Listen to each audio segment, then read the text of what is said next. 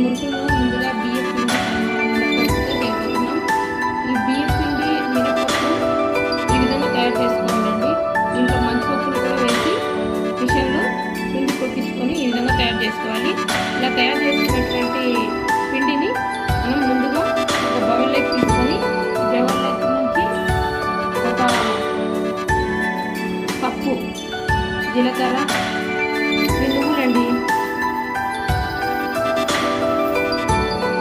అదేవిధంగా ఇది కారం,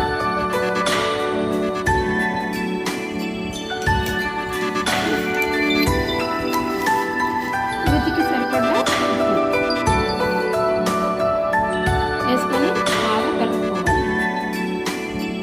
ఇలా కలుపుకున్న తర్వాత మనము వేడి నీళ్ళైనా సరే మామూలు వాటర్తో అయినా సరే కలుపుకోవచ్చండి. నేనైతే వేడి నీళ్ళతో కలుపుకుంటున్నాను. మీరు మామూలు వాటర్తో అయినా కలుపుకోవచ్చు. దీనిలో కొంచెం బటర్ కానీ నెయ్యి కానీ వేసి కలుపుకుంటే చాలా మృదువుగా ఉంటుంది.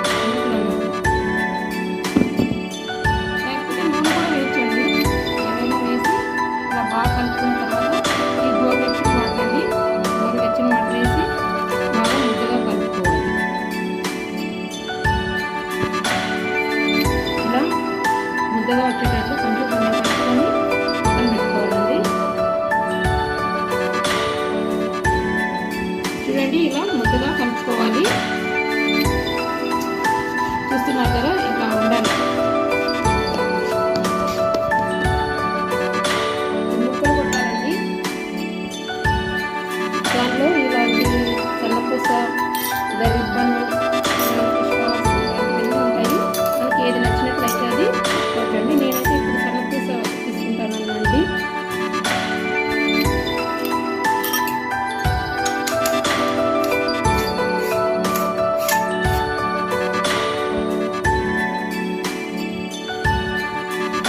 ఇలా ముక్కలు కొట్టడానికి సరిపడినంత తీసుకోవాలండి.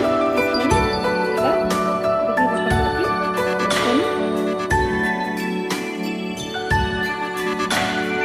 ముక్కలు కొట్టంలోకి తీసుకున్న తర్వాత ఇలా నూనె కవర్ ఉంటుంది. నూనె కవర్ మీద ఇలాగా మనం తయారు చేసుకోవాలి.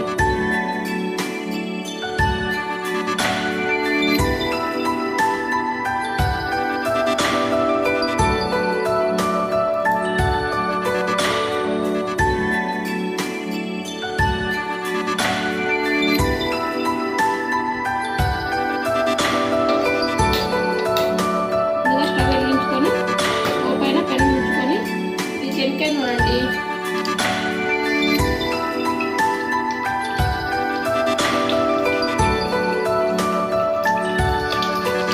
రెండు వేడెక్కిందండి. ఇలా వేడెక్కిన ఆయిల్లో మనము ముందుగా తయారు చేసుకున్నటువంటి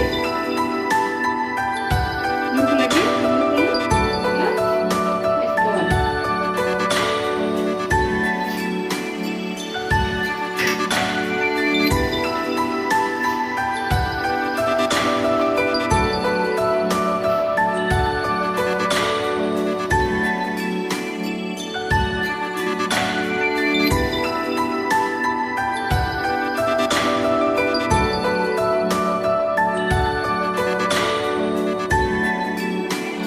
చూడండి, ఇదే విధంగా మనం ఇవి రిబ్బన్ ముక్కలు అండి. ఈ రిబ్బన్ ముక్కలు అనేవి చాలా పలుచగా ఉంటాయి, చాలా బాగా కాల్చింది కాబట్టి నేను రిబ్బన్ ముక్కలు అదే పిండితోని ఈ రిబ్బన్ ముక్కలు తయారు చేయబోతున్నాను. చూడండి, ఇవేనండి